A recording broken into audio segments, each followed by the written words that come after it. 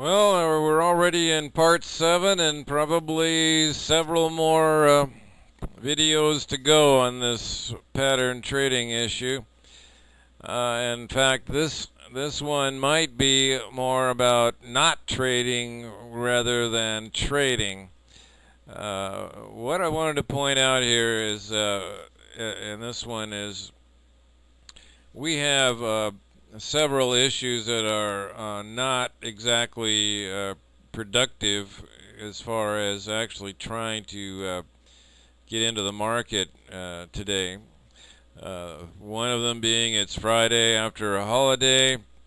Everybody's on vacation, at least in the United States they are, and that's of course a big influence on the market is the United States factor. And usually during holidays, Christmas, New Year's, and all of that,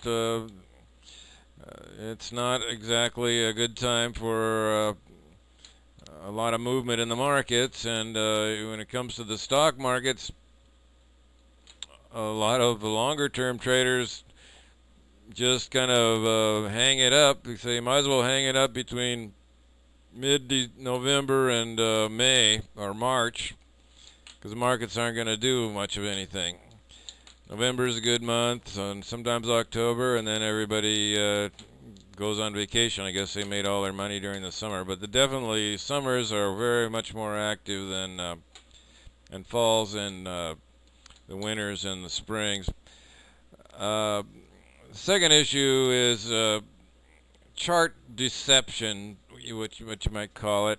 If we zoom in on this thing, these moves look, not too bad, and maybe even tradable.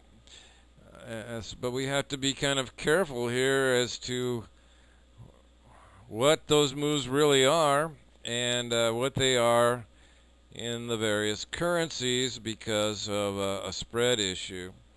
You do not want to trade this. You will get, there's no way out of this.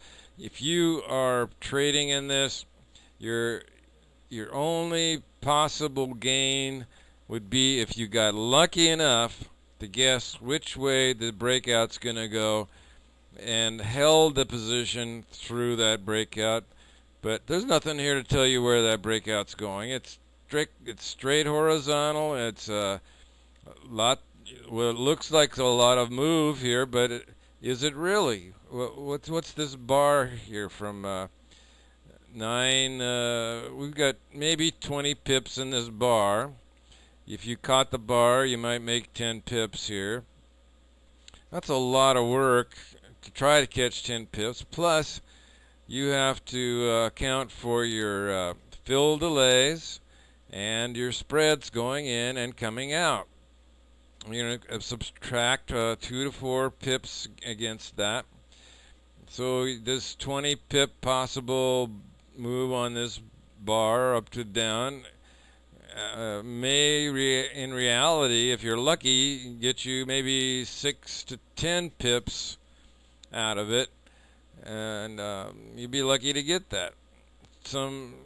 Same issue over here. We've got 15 pips here, 15 to 20 pips on these moves. We might be able to catch 1 or 2 of them if we're lucky. But where we're really going to make it is when we get these longer moves. This is what we're looking for, because you don't know. I mean, here, like this is what can happen to you a lot. This is the worst case. You got a up bar, down equal bar, up bar, down equal bar. You got to have at least a couple of bars to make it. Otherwise, you're gonna take this.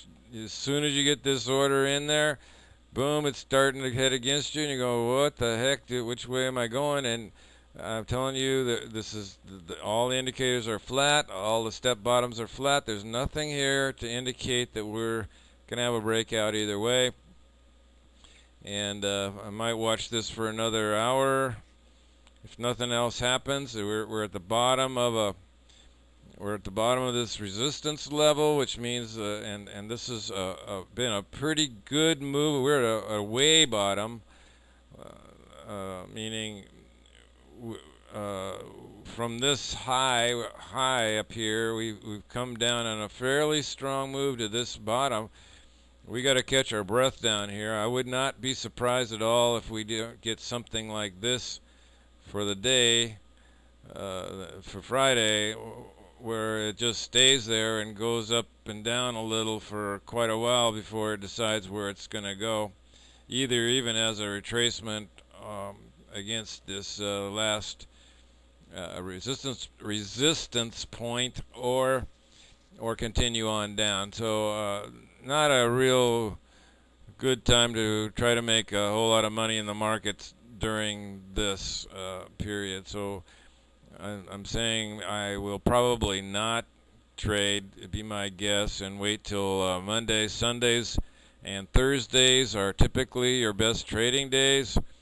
And we're going to talk about risk and lot sizing, and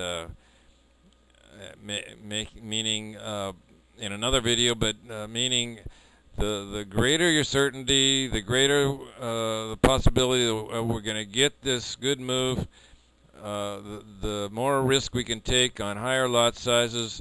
The more you don't know what the heck is going on, you should be, if you want to trade it in lesser lot sizes. So this is a actual real definition of risk in the markets. I mean, if the more risk there is in this environment, the less you should risk.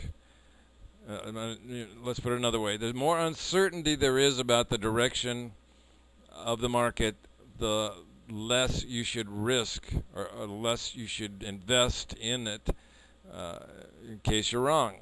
And the more certainty you have about the position or the direction and the breakout, the higher lot sizes, the more you can make on that investment. So that pretty much covers it for now. We may not see any action till next week. So I think we've covered all the basics as to how we got set up to initiate the trade when we're ready to go.